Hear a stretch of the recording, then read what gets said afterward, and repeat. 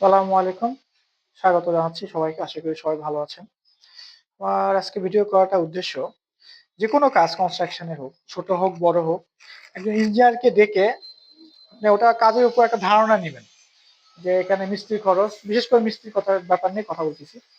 মিস্ত্রির খরচ কত হবে? কারণ উদাহরণস্বরূপ আমি বলি, বর্তমানে আমি একটা প্রজেক্টে আছি। এটা একটা এক্সটেনশন প্রজেক্ট। জাস্ট উনি বারান্দা বাড়ায় নিবেন, যেটা আমি আগে ভিডিওতে দিয়েছি। ওখানে উনি আমাকে ডেকেছিলেন।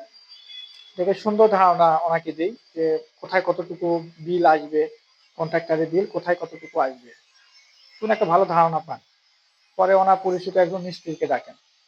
ওই মিস্ত্রিটা যেটা হওয়া দরকার, যে বিলটা হওয়া দরকার তার দ্বিগুণ চেয়ে বসে আছে। উনি তো আগে জানেন যে আসলে এটা কত হওয়া উচিত। তারপর উনি আর এক মিস্ত্রিকে ডাকে, আমি যেভাবে শিখাই দিচ্ছি কথা বলার জন্য, উনি ওভাবে কথা বলে যে বিলটা আমি ধরাই দিচ্ছি যে এত হবে, ওটাতে আল্লাহর রহমত আরেকজন মিস্ত্রি আপনার এগ্রি হয়েছে, না এটাই যথেষ্ট। তো আমার এই ভিডিও দেখার উদ্দেশ্য, আপনার যদি কাজের আগে একটা ধারণা থাকে, ইঞ্জিনিয়ার সাথে পরামর্শ করেন, তা আপনি ঠকবেন না।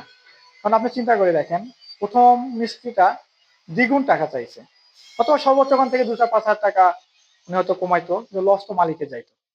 কিন্তু উনি যখন আমাকে ডেকে বা ইঞ্জিনিয়ারকে ডেকে একটা ধারণা নিলেন, উনি ওই ধারণার উপরে কি করলেন, উনি কন্ট্রাক্টরের সাথে কথা বলতে পারলেন যে এখানে তো এত লাগবে, এখানে এত লাগবে। তো এখন এটাই বলা উদ্দেশ্য যে টাকা আসলে ছোট বড় বলতে কোনো কথা নেই। প্রজেক্ট, যে কোনো কাজ আপনি যদি ঠকেন, তো ছোটতেও ঠকবেন।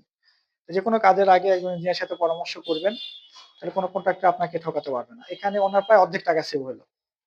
মানে যদি আমাকে না ডাকতেন বা ইঞ্জিনিয়ার পরামর্শ না নিতেন, হয়তো ওই কন্ট্রাক্টর ওনার পরিচিত, আগেও কাজ করছে এরকম ছিল, তো উনি কিন্তু অনেক টাকা নিয়ে চলে যাইতো। প্রায় এখান থেকে দ্বিগুণ, মানে যা লাগবে টাকা অ্যামাউন্টটা ইয়ে করতেছি না, এখানে প্রায় দ্বিগুণ চাইছে, হয়তো সর্বোচ্চ 5,000 টাকা কমাইতো। তো ওখানে উনি ওর ধারণা পাওয়ার পরে উনি আর ঠকলেন না, এবং দ্বিতীয় কন্ট্রাক্টরের সাথে উনি সুন্দরভাবে কথা বলছেন, যেভাবে আমি শিখাই দিছি। তো অনেক টাকা ওনার এখানেই সেভ হলো। আমার উদ্দেশ্য হচ্ছে এটাই। অবশ্যই কনস্ট্রাকশনের আগে ইঞ্জিনিয়ারের সাথে পরামর্শ করবেন, একজন ভালো ইঞ্জিনিয়ারের সাথে, যার ফিল্ডে কাজের অভিজ্ঞতা আছে, ড্রয়িং ডিজাইনের অভিজ্ঞতা আছে। তাহলে আশা করি আপনাকে ঠকাতে পারবে না। ধন্যবাদ।